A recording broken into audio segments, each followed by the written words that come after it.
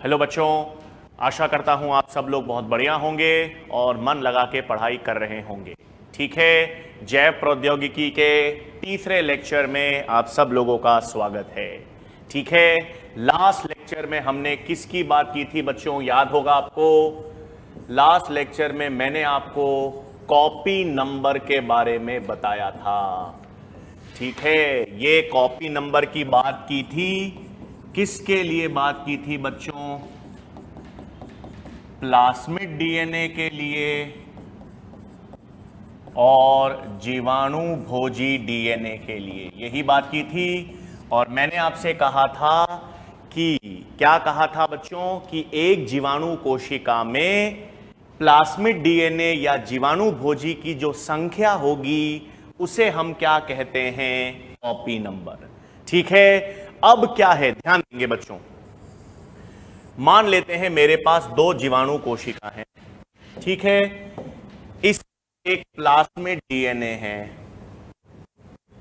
इसमें एक plasmid DNA है जिसका कॉपी नंबर 15 है। ठीक है, और इसमें एक प्लास्मिड डीएनए है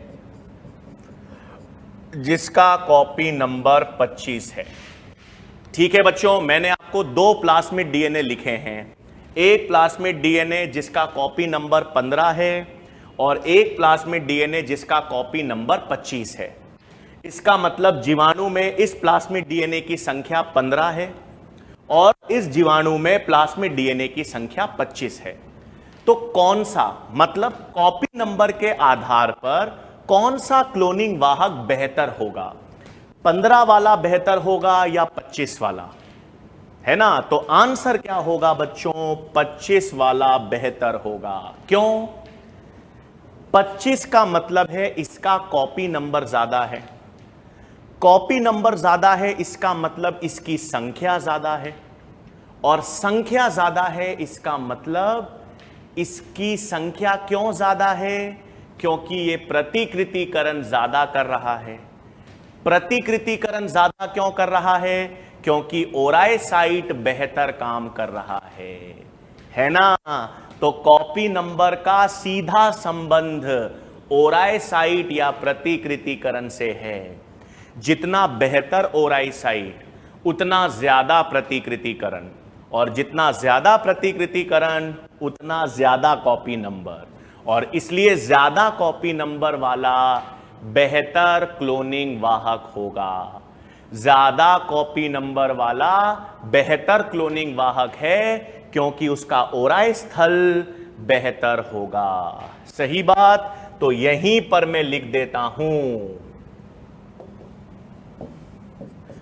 यहीं पर एक नोट लिख दिया बच्चों मैंने। क्या लिख दिया? अधिक कॉपी नंबर वाले क्लोनिंग वाहक बेहतर हैं। ठीक है ना भाई? अधिक कॉपी नंबर वाले क्लोनिंग वाहक बेहतर क्यों हैं? क्योंकि उनका ओराई स्थल ज्यादा बेहतर है, उनमें प्रतिकृतिकरण की क्षमता ज्यादा बेहतर है। ठीक है बच्चों, चलिए अब आइए, आज हम किसकी बात करेंगे? आज हम विस्तार में बात करेंगे प्लास्मिड डीएनए की। आज हम विस्तार में किसकी बात करेंगे भाई? प्लास्मिड डीएनए क्लोनिंग वाहक की। अब सबसे पहली चीज आपको बच्चों पता होनी चाहिए, ये प्लास्मिड डीएनए है क्या। तो ये देखो बच्चों, मैंने क्या बना दिया? मैंने एक जीवाणु कोशिका बनाई है। क्या बनाई है बच्चों? मैंने एक जीवाणु कोशिका बनाई है। इस जीवाणु कोशिका में ये तो उसका गुणसूत्र डीएनए है।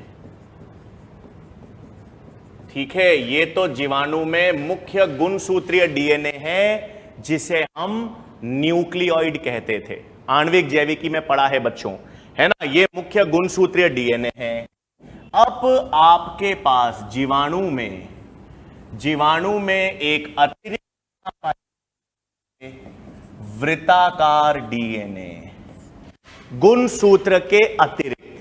ठीक है, ये तो गुणसूत्रीय, ये गुणसूत्रों के अतिरिक्त डीएनए हैं। तो ये अतिरिक्त गुणसूत्रीय डीएनए है, वृत्ताकार है, द्विरज्जुक है और इसमें प्रतिकृतिकरण की क्षमता भी पाई जाती है। इसे ही क्या कहते हैं? Plasmid DNA. इसे ही क्या कहते हैं बच्चों? Plasmid DNA. तो प्लास्मिड डीएनए क्या हो गया? क्या हो गया बच्चों? अतिरिक्त गुणसूत्रीय वृत्ताकार द्विरज्जुक डीएनए जो जीवाणु में उपस्थित होता है। ठीक है, तो किसमें होता है? जीवाणु में उपस्थित। और इसमें क्या देखा जाता है? इनमें प्रतिकृतिकरण की क्षमता होती है। प्रतिकृतिकरण की क्षमता क्यों होती है? क्योंकि ओराई स्थल होता है। आगे हम पढ़ेंगे बच्चों, कुछ कवक में भी प्लास्मिड डीएनए होता है। हां, प्लास्मिड डीएनए कुछ कवक या फंगाई में भी होता है, लेकिन ज्यादातर प्लास्मिड डीएनए कहां मिलेगा? जीवाणु में। ज्यादातर प्लास्मिड डीएनए कहां मिलेगा? जीवाणु में। और ये वृत्ताकार डीएनए जो गुणसूत्रीय डीएनए के अतिरिक्त है, उसे प्लास्मिड डीएनए कहेंगे। सही बात। अब इस प्लास्मिड डीएनए का हम क्या करते हैं? तो हम लोग वैज्ञानिक इस प्लास्मिड डीएनए को क्लोनिंग वाहक के रूप में यूज करते हैं। तो हम क्या करते हैं भाई? इस प्लास्मिड डीएनए को किसके रूप में यूज करेंगे? क्लोनिंग वाहक के रूप में प्रयुक्त। ठीक है, तो इस प्लास्मिड डीएनए को किस रूप में प्रयोग किया जाएगा बच्चों? क्लोनिंग वाहक के रूप में। क्यों क्लोनिंग वाहक के रूप में यूज कर रहे हैं? क्लोनिंग वाहक के रूप में क्योंकि ओराई स्थल है। बताया था मैंने, किसी भी डीएनए को क्लोनिंग वाहक के रूप में इस्तेमाल करने के लिए सबसे महत्वपूर्ण चीज क्या चाहिए? क्या चाहिए? सबसे महत्वपूर्ण चीज क्लोनिंग ओराई स्थल। क्या चाहिए? ओराई स्थल। ठीक है भाई, तो प्लास्मिड डीएनए को क्लोनिंग वाहक के रूप में यूज करते हैं। अब देखो भाई, अब यहां पर मैं बना रहा हूं PBr 322। क्या बना रहे हैं हम भाई? PBr 322। ये क्या है? कृत्रिम प्लास्मिड डीएनए। क्या है बच्चों? ये कृत्रिम प्लास्मिड डीएनए है। क्या है? कृत्रिम प्लास्मिड डीएनए। किसने बनाया गया है? बॉलिवर और रॉड्रिगेज द्वारा निर्मित। ठीक है बच्चों, क्या है भाई? ये PBr 322 प्लास्मिड है। क्या है? प्लास्मिड डीएनए, लेकिन प्राकृतिक नहीं है। प्राकृतिक प्लास्मिड डीएनए नहीं है। लेबोरेटरी में वैज्ञानिकों ने बनाया है, कृत्रिम रूप से बनाया है। किसने? बॉलिवर रॉड्रिगेज। इसीलिए B मतलब बॉलिवर, R मतलब रॉड्रिगेज, P मतलब प्लास्मिड। 322 तो उनकी लेबोरेटरी का नाम होगा या संख्या होगी। तो P मतलब प्लास्मिड, B मतलब बॉलिवर, R मतलब रॉड्रिगेज। ठीक है भाई, अब इस प्लास्मिड की संरचना हम देखें। ठीक है, तो इस प्लास्मिड डीएनए में आपको क्या मिलेगा? ओराई स्थल, एक आरओपी मिलेगा भाई। ये क्या है? अभी हम देखेंगे। रेप्लिकेशन ऑफ प्लास्मिड,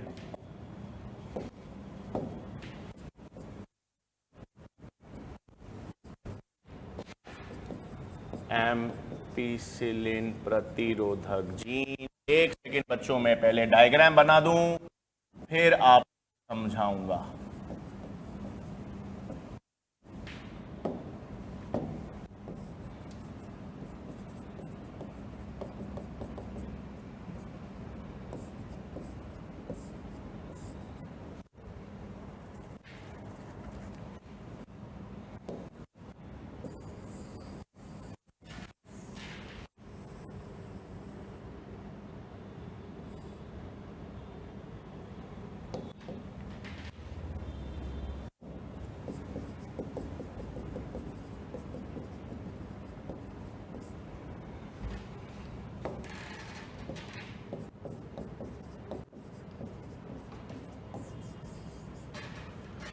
ठीक है बच्चों, ध्यान देंगे। ये मैंने क्या बनाया है, ये मैंने एक PBr 322 की संरचना बनाई है। याद करो, किसी भी क्लोनिंग वाहक में 3 प्रमुख लक्षण क्या चाहिए थे? किसी भी क्लोनिंग वाहक में 3 प्रमुख लक्षण, ओराए स्थल, चयनात्मक चिन्हक जीन और रेस्ट्रिक्शन एंजाइम्स के लिए रिकॉग्निशन स्थल। ओराए स्थल इसमें है, पहला बिंदु क्लियर। ये एम्पिसिलिन और टेट्रासाइक्लिन, ये जो लाल है ना बच्चों, ये प्रतिजैविकी प्रतिरोधक जीन है। अभी मैं बताऊंगा। एम्पिसिलिन प्रतिरोधक जीन और टेट्रासाइक्लिन प्रतिरोधक जीन। एम्पिसिलिन और टेट्रासाइक्लिन प्रतिजैविकी या एंटीबायोटिक हैं, और इन प्रतिजैविकी प्रतिरोधक, आर का मतलब क्या है बच्चों यहां पर? प्रतिरोधक जीन। ये दोनों लाल वाली चयनात्मक चिन्हक जीन्स हैं, और ये काले एरो जो मैंने बनाए हैं, इस पे अलग अलग रेस्ट्रिक्शन एंजाइम इसे काटेगी। तो ओराए स्थल इसमें है, चयनात्मक चिन्हक जीन इसमें है, और इसमें रेस्ट्रिक्शन एंजाइम्स के लिए पैलिंड्रोमिक क्षेत्र हैं जहां पर वो काटेगी। एक एंजाइम आपको याद रखनी है, कौन सी रेस्ट्रिक्शन एंजाइम? BAMH1। क्या याद रखनी है बच्चों? BAMH1 restriction enzyme. क्यों याद रखनी है, अभी आएगा। ये एंजाइम कहां पर काटेगी बच्चों? ये एंजाइम जो है वो कहां पर काटती है? टेट्रासाइक्लिन प्रतिरोधक जीन के क्षेत्र पर। ये BAMH1 रेस्ट्रिक्शन एंजाइम कहां काटेगी? टेट्रासाइक्लिन प्रतिरोधक जीन वाले जगह पर काटेगी। ठीक है, तो क्या है इधर देखेंगे। मैंने संरचना किसकी बनाई भाई? PBr 322। क्या क्या चीजें हैं इसमें? सबसे पहले तो ओराए स्थल है। दूसरा,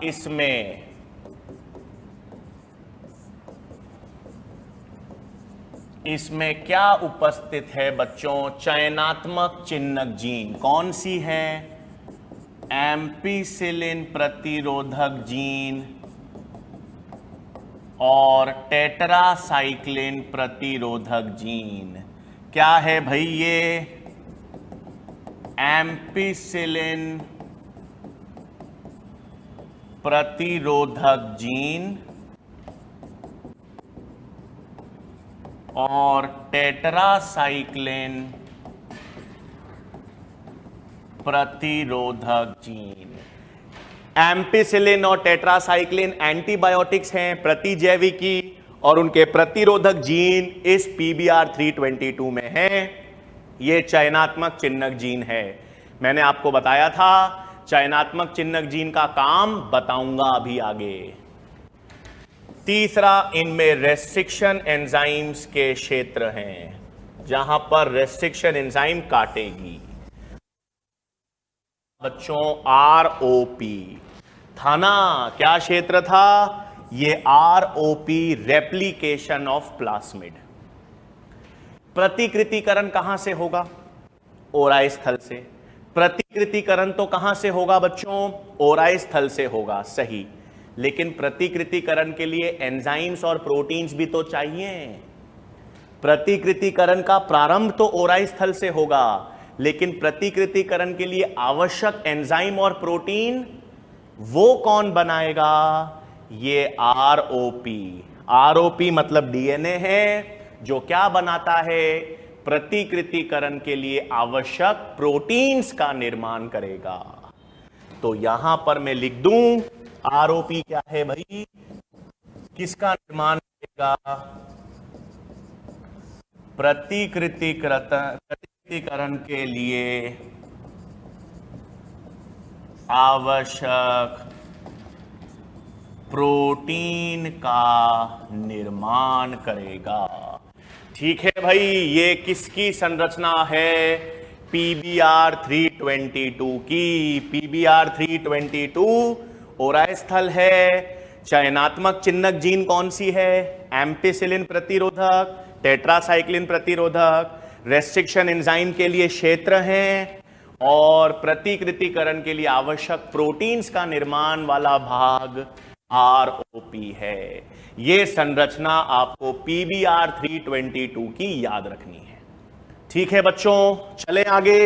ये तो PBr 322 की बात थी, प्लास्मिड डीएनए की। अब हमारे पास आता है, बिल्कुल हमने देखा था बच्चों, एग्रोबैक्टीरियम टूमीफेशियंस का TI प्लास्मिड। याद है पिछले लेक्चर में इसकी बात की थी। यदि परपोषी कोशिका पादप कोशिका हो, यानी अगर आपको टारगेट डीएनए पादप कोशिका में डालनी हो, तो क्लोनिंग वाहक किसे यूज करेंगे? इस TI प्लास्मिड को। ये TI प्लास्मिड किस जीवाणु में पाया जाता है? किस जीवाणु में पाया जाता है? एग्रोबैक्टीरियम टूमीफेशियंस में। तो आओ इसकी बात करते हैं। सबसे पहले चीज ये TI प्लास्मिड जो है बच्चों, ये किस में पाया जाता है? एग्रोबैक्टीरियम टूमीफेशियंस में। ठीक है, ये एग्रोबैक्टीरियम टूमीफेशियंस का TI प्लास्मिड है। एक सेकंड, यहां पर मैं इसे कहता हूं प्राकृतिक अभियांत्रिक। ठीक है, इसे हम किस नाम से जानते हैं बच्चों? प्राकृतिक अभियांत्रिक, यानी नेचुरल इंजीनियर कहते हैं। अभी अपन देखेंगे ऐसा क्यों। सुनो, इसका नाम TI क्यों है? TI का अंग्रेजी मतलब है बच्चों ट्यूमर इंड्यूसिंग। मतलब ये क्या प्रेरित करता है? ट्यूमर प्रेरित करता है। हां, पादपों में आपको मालूम होगा जो आवृत बीजी होते हैं बच्चों, आवृत बीजी यानी एंजियोस्पर्म प्लांट्स हैं, उसमें एक बीजपत्री होते हैं, द्विबीजपत्री होते हैं, डायकॉट्स। तो द्विबीजपत्री पादपों में ये जो TI प्लास्मिड है, ये एक रोग उत्पन्न करता है। क्या करता है? ये TI प्लास्मिड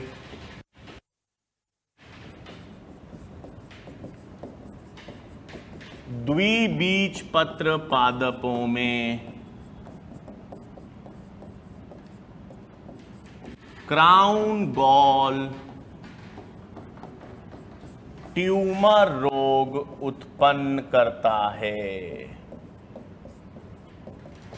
ठीक है, बिल्कुल सही। इसका नाम ही TI प्लास्मिड है, ट्यूमर इंड्यूसिंग। ये पादपों में एक प्रकार का कैंसर उत्पन्न करता है। कौन से पादपों में? द्विबीजपत्री पादपों में। द्विबीजपत्री पादपों में ये एक ट्यूमर रोग, कैंसर रोग उत्पन्न करता है, जिसे क्राउन गॉल ट्यूमर कहते हैं।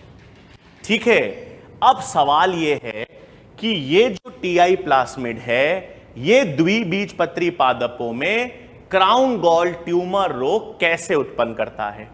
ठीक है, तो इसके लिए इसकी संरचना देखें। ये मैं क्या बना रहा हूं, इधर ध्यान देंगे। TI plasmid. ठीक है भाई, ये TI प्लास्मिड का ओराई स्थल है।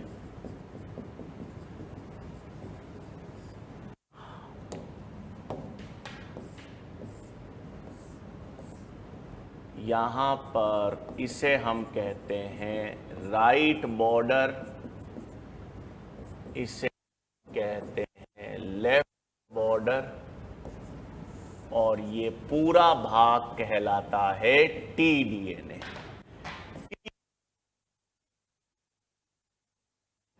Transfer DNA. तो क्या होता है बच्चों, ध्यान से सुनेंगे। ये TI प्लास्मिड किस में मौजूद है? एग्रोबैक्टीरियम टूमीफेशियंस नामक जीवाणु में। वो जीवाणु आपको मृदा या सॉइल में मिलता है। ये एग्रोबैक्टीरियम टूमीफेशियंस जीवाणु मृदा में या सॉइल में मिलता है। अब जैसे ही ये जीवाणु किसी भी द्विबीजपत्री पादप को संक्रमित करेगा, संक्रमित करने पर यह TI प्लास्मिड रोग उत्पन्न करेगा उस द्विबीजपत्री पादप में। अब ये जो बच्चों टीआई प्लास्मिड है, ये पूरा का पूरा टीआई प्लास्मिड रोग उत्पन्न नहीं करता।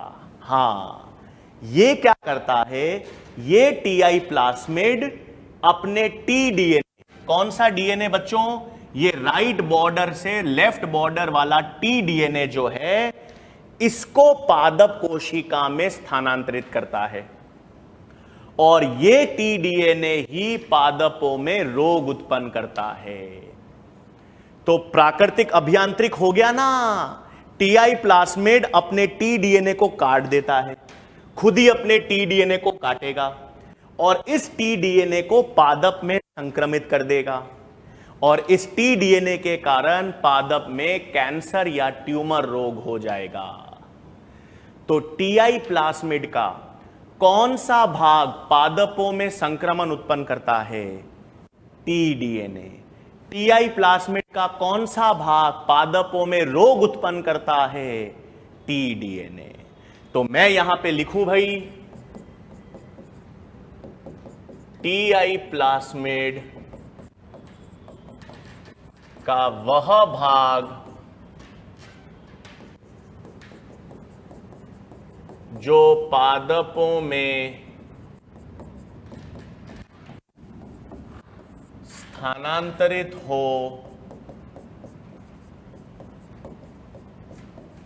रोग उत्पन्न करता है, उसे क्या कहेंगे बच्चों, टी डीएनए कहते हैं। उसे क्या कहते हैं, टी डीएनए। क्या है भाई, टीआई प्लास्मिड है। अब ये पूरा का पूरा टीआई प्लास्मिड रोग उत्पन्न नहीं कर रहा। टीआई प्लास्मिड का कितना भाग है, ये टी डीएनए। ये टी डीएनए पादपों में प्रवेश करता है और द्विबीजपत्री पादपों में रोग उत्पन्न करता है। यही T DNA crown gall tumour रोग उत्पन्न करता है। और क्योंकि ये टी डीएनए किसका भाग है, प्लास्मिड का, इसलिए इसको टीआई प्लास्मिड कहते हैं। अब ये तो ठीक है सर कि ये जीवाणु है, जीवाणु के अंदर टीआई प्लास्मिड है, टीआई प्लास्मिड का टी डीएनए पादपों में रोग उत्पन्न कर रहा है। लेकिन हम इस टीआई प्लास्मिड को तो क्लोनिंग वाहक के रूप में यूज करने वाले हैं, है ना सर। आपने तो टेबल में लिखाया कि ये टीआई प्लास्मिड तो क्लोनिंग वाहक के रूप में यूज हो रहा है। एक तरफ तो ये रोग उत्पन्न कर रहा है, अगर ये पादपों में रोग उत्पन्न कर रहा है तो सर क्लोनिंग वाहक के रूप में कैसे यूज करेंगे। अब देखो कैसे करेंगे। हमें पता है पूरा टीआई प्लास्मिड खराब नहीं है। टीआई प्लास्मिड का कौन सा भाग रोगजनक है, टी डीएनए। इसे हटा दो। अरे भाई, आनुवांशिक अभियांत्रिकी से सब संभव है, खराब हिस्से को हटा सकते हैं। क्या है, डीएनए ही तो है, रेस्ट्रिक्शन एंजाइम से इसे काटना ही तो है। तो रोगजनक हिस्सा कौन सा है, टी डीएनए। इस टी डीएनए को हटा दो और इसकी जगह पर अपनी टारगेट जीन डाल दो। अब क्या होगा, अब ये टीआई प्लास्मिड पादपों में टी डीएनए स्थानांतरित नहीं करेगा, आपकी टारगेट जीन को स्थानांतरित करेगा। बन गया ना क्लोनिंग वाहक। अरे भाई, एक दुश्मन है, एक दुश्मन बंदूक लेकर आपके सामने आ रहा है, आपने उससे बंदूक छीन दी और गुलाब का फूल थमा दिया। बंदूक टी डीएनए, उसको हटा दिया, गुलाब का फूल उसकी जगह पर टारगेट जीन निवेशित कर दी। तो क्लोनिंग वाहक के रूप में यदि आप टीआई प्लास्मिड को क्लोनिंग वाहक के रूप में यूज करना चाहते हो तो क्या करना है, बिल्कुल ये संक्रमक टी डीएनए को हटाना है, इसके स्थान पर टारगेट जीन डाल देनी है। ठीक है, तो मैं लिखूं यहां पर, तो टीआई प्लास्मिड को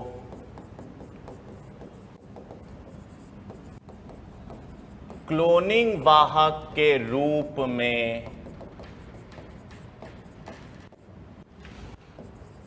प्रयुक्त करने हेतु, ठीक है, टीआई प्लास्मिड को करने हेतु टी डीएनए को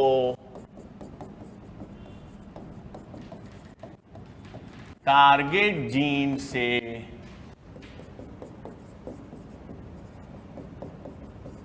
प्रतिस्थापित किया जाता है ना भाई। तो आपने उससे बंदूक रोगजनक वाला हिस्सा हटा दिया और टारगेट जीन निवेशित कर दी, सही। तो ऐसे क्लोनिंग वाहक को बच्चों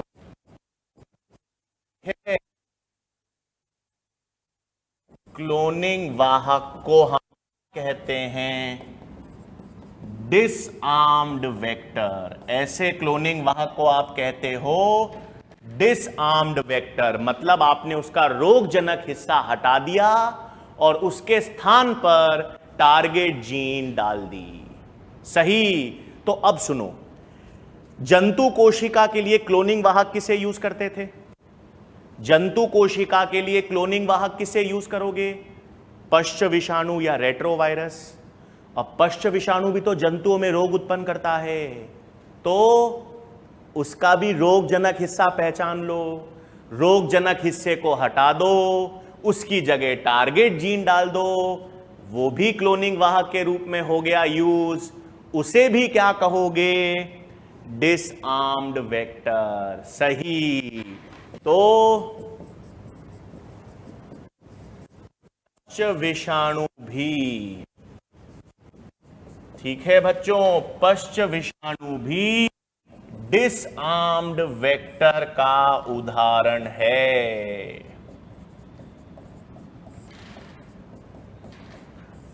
तो डिसआर्म्ड वेक्टर मतलब समझ गए ना, एक सामान्य था जो रोग उत्पन्न कर रहा था, आपने रोग उत्पन्न करने वाला क्षेत्र समझ लिया, उस रोग उत्पन्न करने वाले क्षेत्र को हटा दिया और उसके स्थान पर टारगेट जीन निवेशित कर दी। ऐसे क्लोनिंग वाहक को क्या कहते हैं? Disarmed vector. टीआई प्लास्मिड भी इसका उदाहरण हो गया और पश्च विषाणु भी इस डिसआर्म्ड वेक्टर के उदाहरण हो गए। ठीक है बच्चों, ये सारे क्लोनिंग वेक्टर अपन ने देख लिए। अब एक चीज यहां पर ध्यान देंगे भाई, किस बात? हां, ध्यान से देखेंगे अब मैं क्या बता रहा हूं। क्लोनिंग वाहक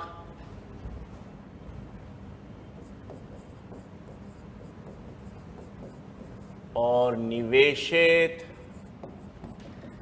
टारगेट जीन की साइज। हां भाई, ये क्या है, ध्यान देंगे भाई। अभी अपन ने क्लोनिंग वेक्टर की बात की, प्लास्मिड डीएनए की, टीआई प्लास्मिड की और पश्च विषाणु की। अब हमें पता है ये क्लोनिंग वाहक क्या करते हैं। ये क्लोनिंग वाहक हमारी टारगेट जीन के साथ जुड़ जाते हैं, पुनर्योजक डीएनए बनता है जो जीवाणु कोशिका में या परपोषी कोशिका में स्थानांतरित होगा, सही बात। अब क्लोनिंग वाहक जो है बच्चों, वो हमारी टारगेट जीन से जुड़ते हैं। अब हमारी टारगेट जीन जो है वो छोटी भी हो सकती है साइज में या बड़ी भी हो सकती है ना। जो हम टारगेट जीन क्लोनिंग वाहक से जोड़ने वाले हैं वो टारगेट जीन छोटी या बड़ी हो सकती है। तो अगर टारगेट जीन की साइज छोटी है तो हम छोटा क्लोनिंग वाहक यूज कर सकते हैं, लेकिन अगर टारगेट जीन की साइज बहुत बड़ी है, इतनी बड़ी जीन की साइज है, तो वो छोटे क्लोनिंग वाहक में फिट नहीं आ सकती, सीधी सी बात है। इसका मतलब सुनो, हमारे पास सबसे सरलतम क्लोनिंग वाहक कौन सा होता है? हां, प्लास्मिड डीएनए। ये प्लास्मिड डीएनए जो है ये सरलतम,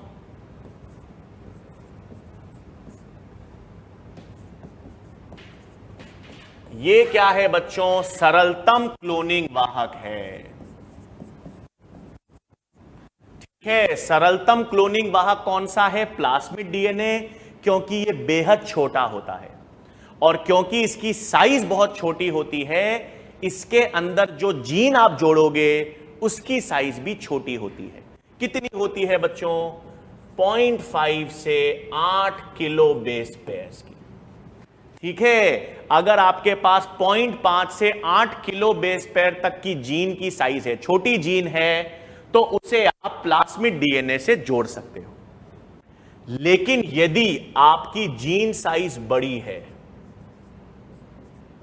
ठीक है, 9 से 23 या मैं कहता हूं 9 से 25 किलो बेस पेयर। अगर आपकी जीन की साइज बड़ी है तो थोड़ा बड़ा क्लोनिंग वाहक चाहिएगा, और थोड़ा बड़ा क्लोनिंग वाहक कौन सा होगा? लैम्डा जीवाणु भोजी, है ना भाई। अब फिर क्लोनिंग वाहक किसे यूज करेंगे? लैम्डा जीवाणु भोजी के डीएनए को। भाई अपन ने देखा था प्लास्मिड डीएनए और जीवाणु भोजी डीएनए, दोनों डीएनए को हम क्लोनिंग वाहक के रूप में यूज कर सकते हैं। दोनों को जीवाणु कोशिका में टारगेट जीन डालनी हो तो यूज कर सकते हैं। फर्क क्या है? अगर आपकी जीन साइज छोटी है तो प्लास्मिड डीएनए यूज कर लो, लेकिन अगर आपकी जीन की साइज थोड़ी बड़ी है तो फिर आपको लैम्डा जीवाणु भोजी यूज करना पड़ेगा। ठीक, अब मान लो आपकी जीन साइज और भी बड़ी है, 30 से 45 किलो बेस पे, है ना, और भी ज्यादा बड़ी है, तो हम यूज करते हैं बच्चों कॉस्मिड डीएनए। क्या यूज करेंगे? कॉस्मिड। ये क्या है? ये नई चीज है भाई। प्लास्मिड प्लस लैम्डा जीवाणु भोजी कॉस। देखो भाई, छोटी सी जीन थी तो प्लास्मिड डीएनए में जोड़ दो, थोड़ी और बड़ी जीन है तो जीवाणु भोजी डीएनए में जोड़ दो, थोड़ी और बड़ी जीन है तो इन दोनों को जोड़ दो। आपने प्लास्मिड डीएनए और जीवाणु भोजी का कॉस डीएनए होता है, इसका नाम है कॉस। प्लास्मिड डीएनए और जीवाणु भोजी डीएनए दोनों को जोड़ दो तो क्लोनिंग वाहक बड़ा हो गया, और क्लोनिंग वाहक बड़ा हो गया तो बड़ी जीन साइज भी उससे जोड़ सकते हैं। सही। तो कॉस्मिड डीएनए जो है ना बच्चों, ये दो क्लोनिंग वाहक के मिश्रण से बनाया गया है। कैसे बनाया गया है? प्लास्मिड डीएनए और जीवाणु भोजी डीएनए को जोड़कर। हां, ये कृत्रिम है, प्राकृतिक नहीं होता, कृत्रिम डीएनए है। सही। अब मानव की जीन्स तो और भी बड़ी होती हैं। मानव की जीन्स जो होती है ना बच्चों, वो तो इससे भी बड़ी होती हैं, काफी बड़ी साइज की होती हैं। तो मानव की जीन को यूज करना हो उसके लिए तो भाई बहुत बड़े बड़े क्लोनिंग वाहक चाहिए। 50 से 300 किलो बेस पेयर हैं तो फिर आपको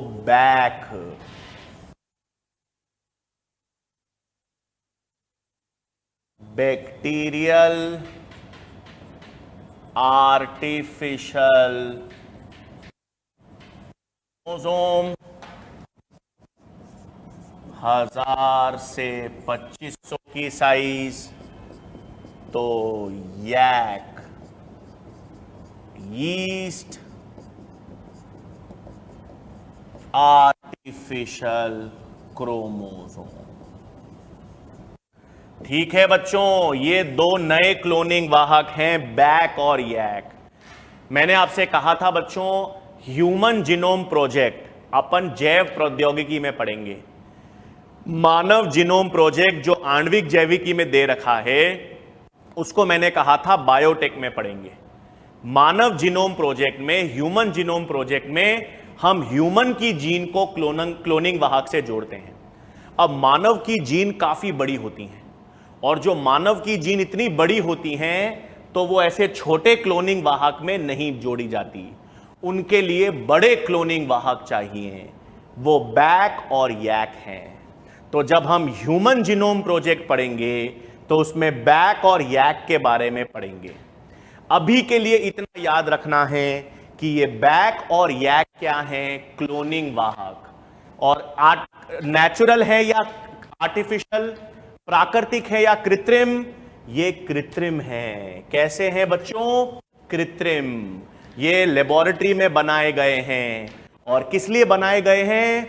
ताकि बड़ी बड़ी जीन की साइज को इनके साथ जोड़ सकें। तो सरलतम क्लोनिंग वाहक कौन से हैं? Plasmid DNA. और सबसे बड़े क्लोनिंग वाहक जिसमें बड़ी जीन आप जोड़ सकते हैं, वो क्या है? बैक और यैक। इन बैक और यैक का विस्तार से डिटेल अपन ह्यूमन जीनोम प्रोजेक्ट में देखेंगे। ठीक है बच्चों, तो ये क्लोनिंग वाहक की लिस्ट मैंने बना दी।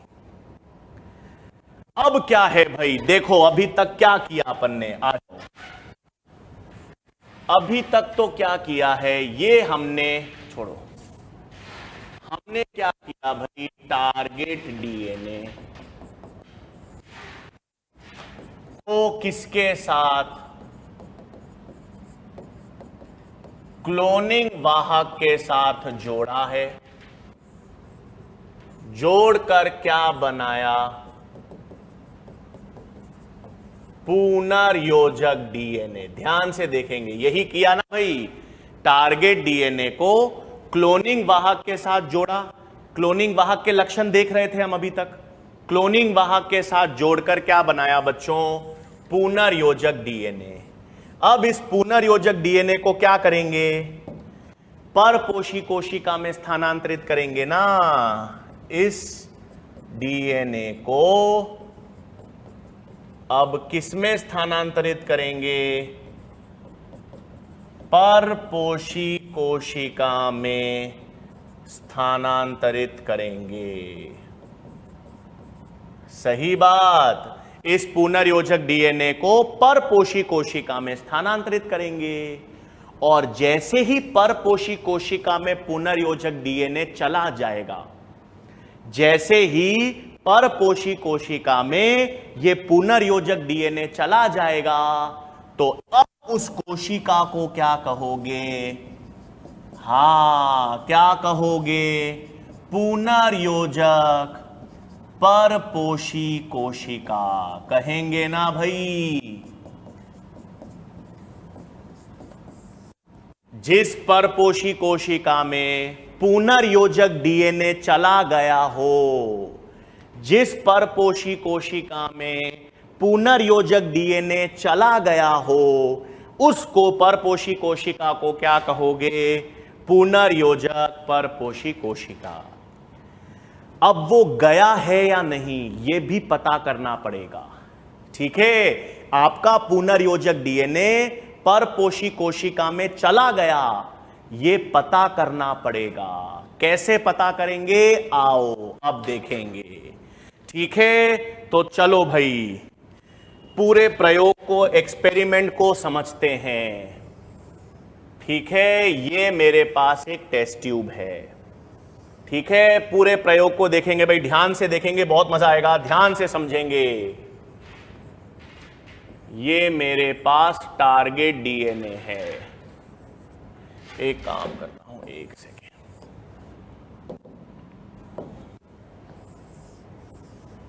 ठीक है भाई, ये मेरे पास टेस्ट ट्यूब ले ली।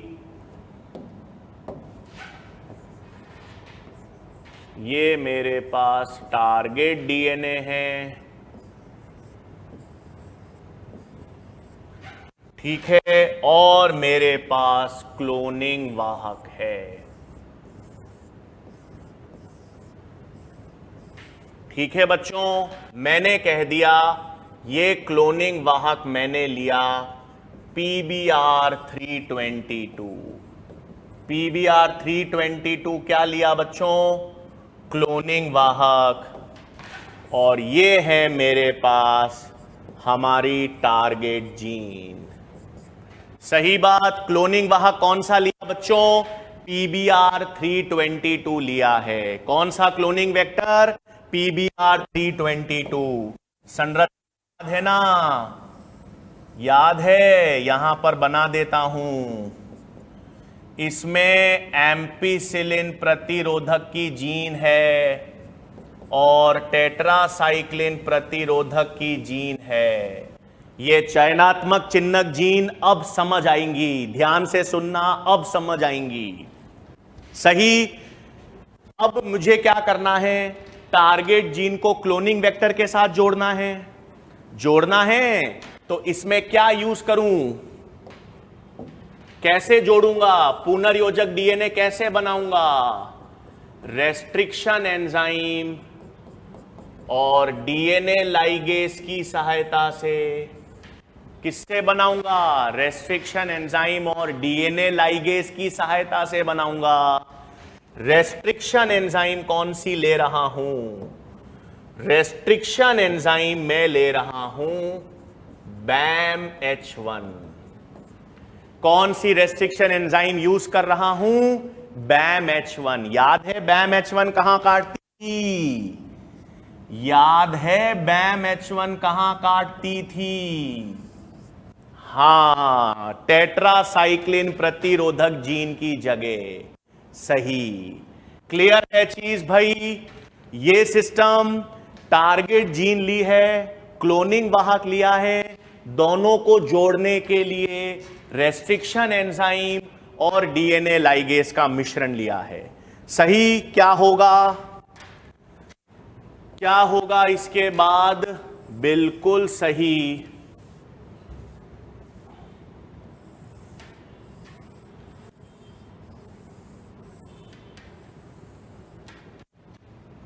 हमें पता है BAMH1 कहां पर काटेगी? टेट्रासाइक्लिन के क्षेत्र पर। BAMH1 एंजाइम यूज कर रहे हो बच्चों, कहां पर काटेगी क्लोनिंग वाहक को? क्लोनिंग वाहक को कहां पर काटेगी बच्चों?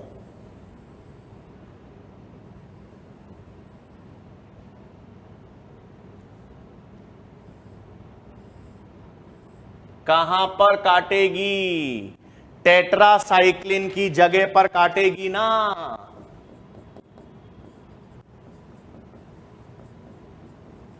कहां पर काटेगी बच्चों? BAMH1 टेट्रासाइक्लिन की जगह पर। यहां पर काट दिया, तो यहां पर काट दिया तो आपकी टारगेट जीन कहां पर जुड़ेगी?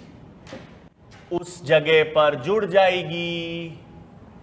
जुड़ जाएगी। सही बात। बन गया पुनर्योजक डीएनए।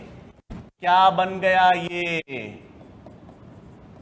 पुनर्योजक डीएनए बन गया। सही बात है। क्या किया भाई? वापस देखें।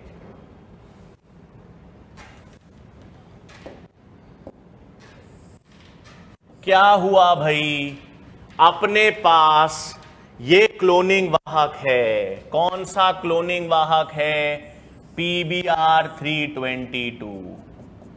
यही क्लोनिंग वाहक है एम्पिसिलिन प्रतिरोधक और टेट्रासाइक्लिन प्रतिरोधक वाला। यही क्लोनिंग वाहक है ना बच्चों? सही।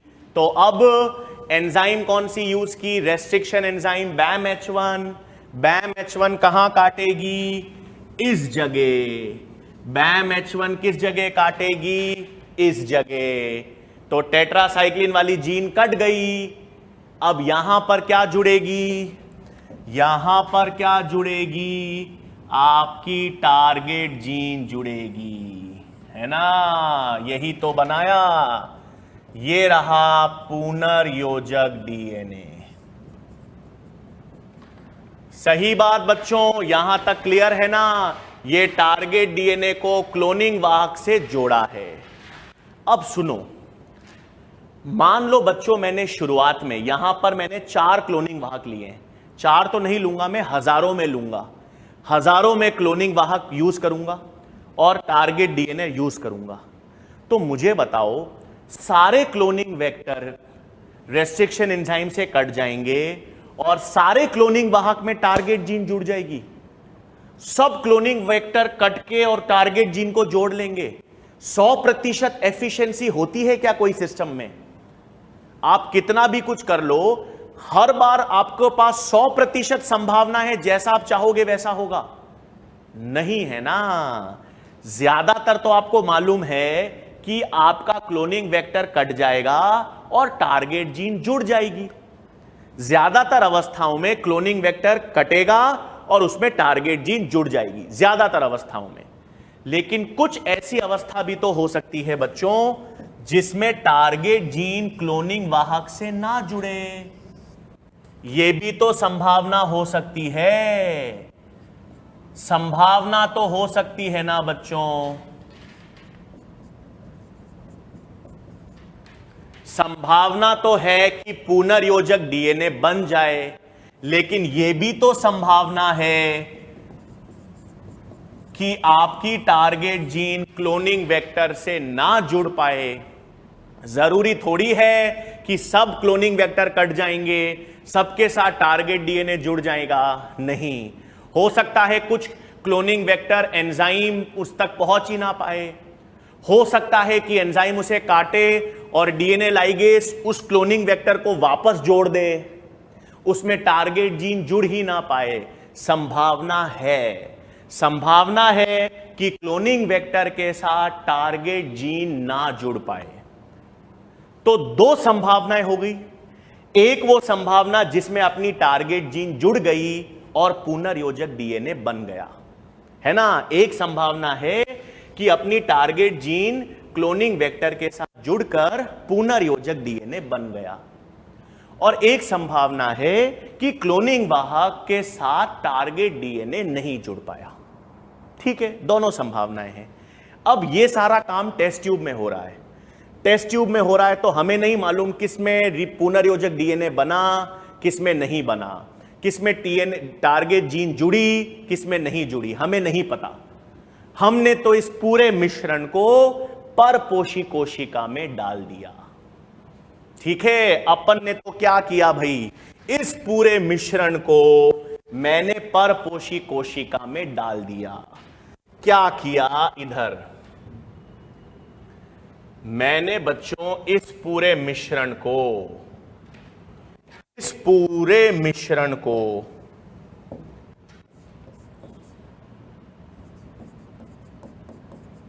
परपोषी, अच्छा परपोषी कोशिका कौन सी है, जीवाणु होगी, पादप है या जंतु है? परपोषी कोशिका कौन सी? सही बात, आपने क्लोनिंग वाहक PBR322 प्लास्मिड डीएनए लिया है, तो परपोषी कोशिका कौन सी? जीवाणु। अब सब समझ आ गई होगी आपको, बहुत बढ़िया। परपोषी जीवाणु कोशिका में स्थानांतरण, सही बात भाई, ये आपने कर दिया। इस पूरे मिश्रण में, इस मिश्रण में क्या क्या होगा? इस मिश्रण में पुनर्योजक डीएनए होगा और केवल क्लोनिंग वाहक होगा। ऐसा क्लोनिंग वाहक जो टारगेट जीन से नहीं जुड़ा, और पुनर्योजक डीएनए जिसमें टारगेट डीएनए और क्लोनिंग वाहक जुड़ चुका है। इस पूरे मिश्रण को आपने परपोषी जीवाणु कोशिका में स्थानांतरित कर दिया। अब क्या होगा, सुनो। अब तीन संभावनाएं आएंगी। हां, क्या आएंगी? तीन संभावनाएं। अभी देखते हैं कैसे तीन संभावनाएं आएंगी।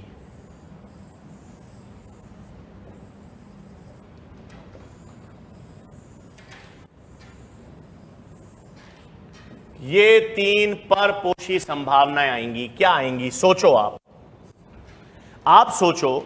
एक परपोषी जीवाणु कोशिका है और आपने ये टेस्ट ट्यूब का पूरा मिश्रण इन परपोषी जीवाणु कोशिकाओं में डाल दिया। क्या होगा? सभी जीवाणु कोशिका, सभी परपोषी कोशिका डीएनए को अपने अंदर ले लेंगी? सारी परपोषी कोशिकाएं डीएनए अंदर ले लेंगी? नहीं ना। सारी परपोषी कोशिका, सब जीवाणु कोशिका डीएनए अंदर नहीं ले सकती। कुछ जीवाणु कोशिका है वो अपने अंदर डीएनए नहीं ले पाएगी।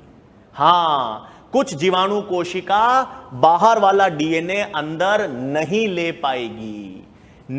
पाएगी। उन्हें हम क्या कहेंगे? नॉन ट्रांसफॉर्म्ड या अरूपांतरित जीवाणु या अरूपांतरित परपोषी कोशिका। ठीक है ना भाई? आपने भाई 100 जीवाणु डीएनए है, तो 100 परपोषी जीवाणु कोशिका हैं, और आपने ये मिश्रण 100 जीवाणु पे डाल दिया, तो 100 में से 5-10 ऐसे जीवाणु होंगे जो उस डीएनए या बाहर वाले डीएनए को नहीं लेंगे अंदर। सब आसानी से डीएनए नहीं ले सकते। तो कुछ जीवाणु कोशिका ऐसे होंगे जो डीएनए को नहीं ले पाएंगे, वो अरूपांतरित है। सही। कुछ बाकी जीवाणु होंगे वो डीएनए को अंदर लेंगे। अब डीएनए तो दो प्रकार का है। कौन से दो प्रकार का है? एक तो केवल क्लोनिंग वाहक है, एक तो केवल क्लोनिंग वाहक है, तो वो क्लोनिंग वाहक को अंदर लेंगे, है ना भाई? किसको अंदर लेंगे? क्लोनिंग वाहक को। और कुछ जीवाणु ऐसे होंगे जो पुनर्योजक डीएनए को अंदर लेंगे। हां, कुछ जीवाणु ऐसे होंगे जो पुनर्योजक को अंदर लेंगे। सही बात। तो इनको क्या क्या कहेंगे? ये तो है रूपांतरित, है तो रूपांतरित, परंतु अपुनर्योजक है। अपुनर्योजक क्यों कह रहे हैं भाई? इन्हें नॉन रिकॉम्बिनेंट क्यों कह रहे हैं? क्यों कह रहे हैं? क्योंकि इसमें पुनर्योजक डीएनए नहीं गया। डीएनए तो गया, रूपांतरित तो हुए। डीएनए जाना मतलब रूपांतरित हो जाना, लेकिन पुनर्योजक डीएनए नहीं गया, टारगेट जीन वाला डीएनए नहीं गया, इसलिए अपुनर्योजक। तो अपने काम के ये वाले हैं। काम के कौन से हैं भाई? रूपांतरित प्लस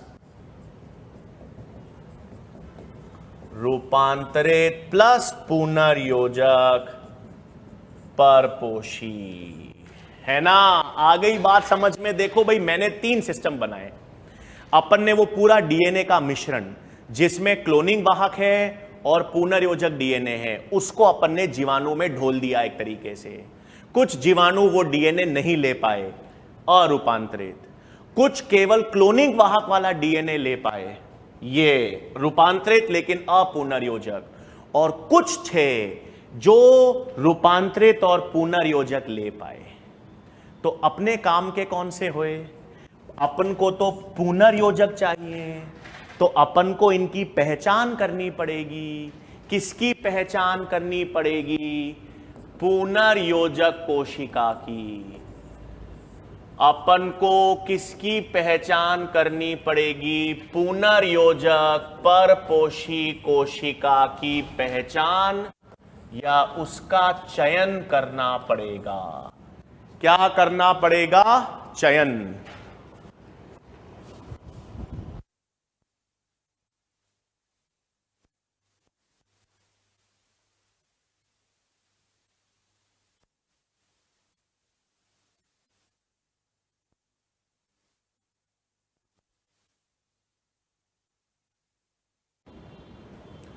ठीक है बच्चों, किसकी बात हो रही है? पुनर्योजक परपोषी कोशिका के चयन की।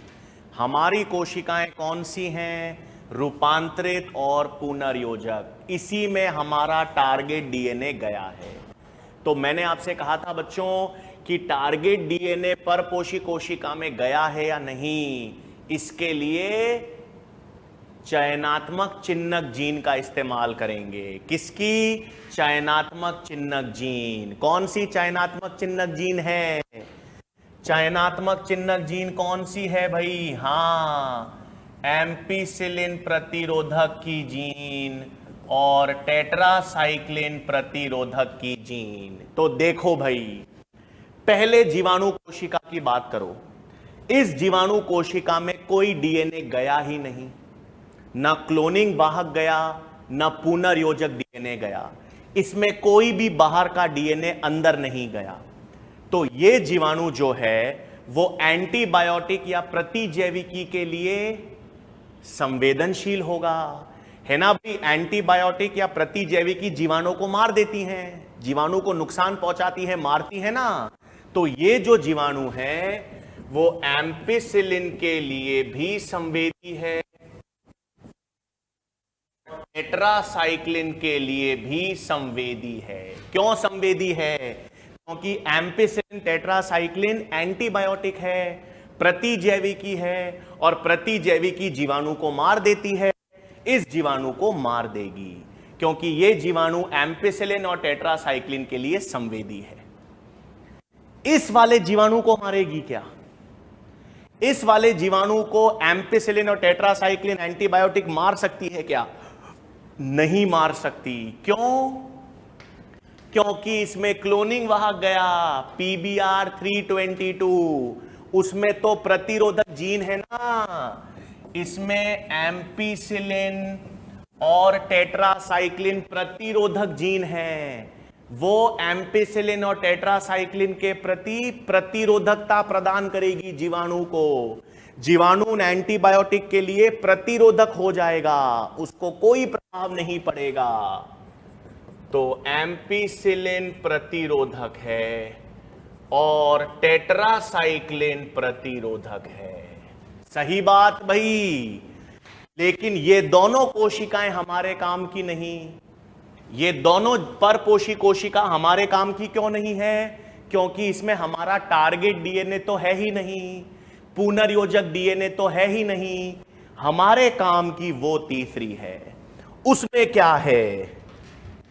उसमें तो केवल एम्पिसिलिन प्रतिरोधक जीन है ना। केवल एम्पिसिलिन प्रतिरोधक जीन है। टेट्रासाइक्लिन वाली कहां गई? साइक्लिन वाली तो BAM-H1 ने काट दी, उसकी जगह पर टारगेट जीन हुई। तो ये टेट्रासाइक्लिन के लिए संवेदी हो गए, है ना भाई। तीनों अलग अलग। जो जीवाणु, जो परपोषी कोशिका दोनों एंटीबायोटिक के लिए संवेदी हैं, वो हमारी परपोषी कोशिका नहीं है। जो जीवाणु परपोषी कोशिका दोनों एंटीबायोटिक के लिए प्रतिरोधक हैं, वो भी है तो रूपांतरित लेकिन अपुनर्योजक हैं, हमारी नहीं है। हमारी पुनर्योजक परपोषी कोशिका कौन सी है? हमारी पुनर्योजक कोशिका वो है जो एम्पिसिलिन के लिए प्रतिरोधक है लेकिन टेट्रासाइक्लिन के लिए संवेदी हो गई। टेट्रासाइक्लिन के लिए कैसे संवेदी हो गई? क्योंकि BAM-H1 हमने हमारी टारगेट जीन को टेट्रासाइक्लिन प्रतिरोधक जीन की जगह पे ही तो जोड़ा था, है ना। तो सुनो, ये जो पुनर्योजक परपोषी कोशिका का अपन ने चयन किया, किसका चयन किया? पुनर्योजक परपोषी कोशिका का चयन कर रहे हैं ना। तो पुनर्योजक परपोषी कोशिका के चयन में दो चीजें ध्यान रखनी है। एक तो अपन किसका यूज कर रहे हैं? एम्पिसिलिन टेट्रासाइक्लिन चयनात्मक चिन्हक जीन का प्रयोग कर रहे हैं। आप पहचान कैसे कर रहे हो? ये चयनात्मक चिन्हक जीन के आधार पर तो पहचान कर रहे हो। तो सुनो, यहां पर पुनर्योजक परपोषी कोशिका का चयन, है ना। तो पुनर्योजक परपोषी कोशिका के चयन में दो चीजें, किसका प्रयोग हो रहा है?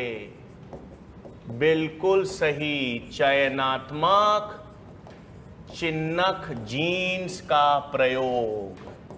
किसका प्रयोग किया भाई? चयनात्मक चिन्हक जीन्स, यानी प्रतिजैविकी प्रतिरोधक जीन। ये एम्पिसिलिन टेट्रासाइक्लिन प्रतिरोधक जीन्स, चयनात्मक चिन्हक जीन्स का प्रयोग किया। बिल्कुल सही। और एक प्रक्रिया यूज की अपन ने, निवेशन निष्क्रियन। किसका प्रयोग किया भाई? निवेशन निष्क्रियन, या जिसे हम कहते हैं इंसर्शनल इनएक्टिवेशन। ये क्या है? ये क्या है? सुनो, क्या करा अपन ने? अपन ने कौन सी एंजाइम यूज की थी? BAM-H1। BAM-H1 कहां पर काट रही थी? टेट्रासाइक्लिन रेजिस्टेंट जीन, मतलब चयनात्मक चिन्हक जीन पर काट रही थी। और उसके कटने पर वहां पर अपन ने क्या जोड़ी? Target gene. मतलब अपन ने टारगेट जीन को निवेशित किया, पर निवेशित किया।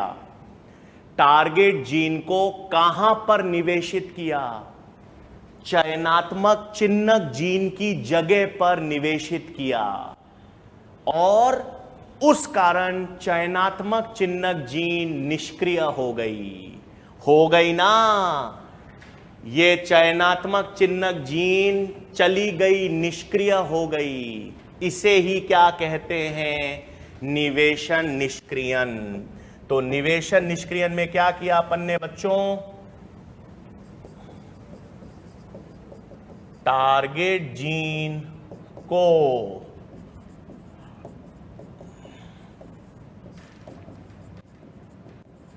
चयनात्मक चिन्हक जीन के स्थान पर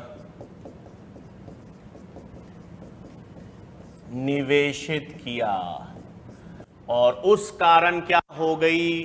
चयनात्मक चिन्हक जीन निष्क्रिय हो गई, है ना। भाई मैं कुर्सी पे बैठा था, तो मेरे को कोई दूसरा व्यक्ति कुर्सी से उठाकर वो खुद बैठ गया, तो मैं पहले बैठा हुआ था, मैं चयनात्मक चिन्हक जीन हूं, लेकिन मेरे स्थान पर कोई और आ गया, टारगेट जीन आ गई, तो मैं निष्क्रिय हो गया। तो अपन ने टारगेट जीन को किसके स्थान पर निवेशित किया? चयनात्मक चिन्हक जीन के स्थान पर निवेशित किया, और इस कारण क्या हो गया? चयनात्मक चिन्हक जीन निष्क्रिय हो गई। और यही प्रयोग किसकी पहचान में या किसके चयन में कर रहे हैं? पुनर्योजक परपोषी कोशिका के चयन में, है ना बच्चों। क्या किया था अपन ने? वापस देख लें एक बार। अपन ने टारगेट डीएनए और क्लोनिंग वाहक को जोड़ा, रेस्ट्रिक्शन एंजाइम और डीएनए लाइगेज की सहायता से एक पुनर्योजक डीएनए बनाया। इस पुनर्योजक डीएनए बन तो गया, लेकिन कुछ ऐसे क्लोनिंग वाहक रह गए होंगे जिसमें टारगेट जीन निवेशित नहीं हुई होगी। ये दो संभावनाएं रही। इस पूरे मिश्रण को अपन ने परपोषी कोशिका में डाल दिया। जब आपने परपोषी कोशिका में डाला तो कुछ परपोषी कोशिका डीएनए अंदर नहीं ले पाए, अरूपांतरित। कुछ केवल क्लोनिंग वेक्टर वाला डीएनए ले पाए, रूपांतरित लेकिन अपुनर्योजक। और हमारे काम के पुनर्योजक डीएनए ग्रहण करने वाले पुनर्योजक परपोषी कोशिका। तो अपन ने इसके चयन में या पहचान में चयनात्मक चिन्हक जीन का इस्तेमाल किया।